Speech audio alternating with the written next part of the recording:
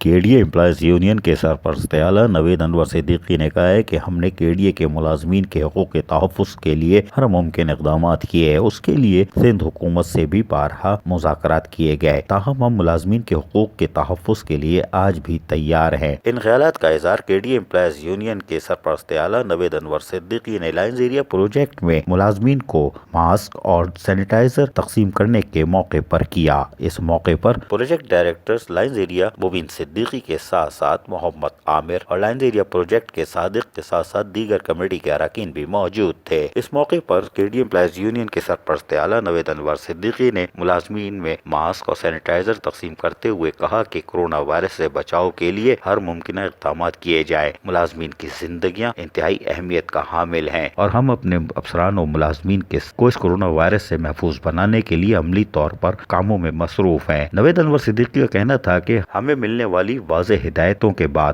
ہم نے کے ڈی اے کے ساتھ ساتھ لائنز ایریا پروجیکٹ میں بھی یہ اقدام کیا تاکہ ملازمین کو محفوظ بنایا جا سکے۔ کورونا وائرس سے بچاؤ کے لیے ملازمین کو بھی چاہیے کہ وہ ماسک اور سینیٹائزر کا استعمال کریں۔ اس موقع پر لائنز ایریا پروجیکٹ کے کمیٹی کے ممبران نے سرپرست اعلیٰ نوید انور صدیقی کا شکریہ ادا کیا۔ عزیز عارف، KBS بلدیاتی نیوز کراچی۔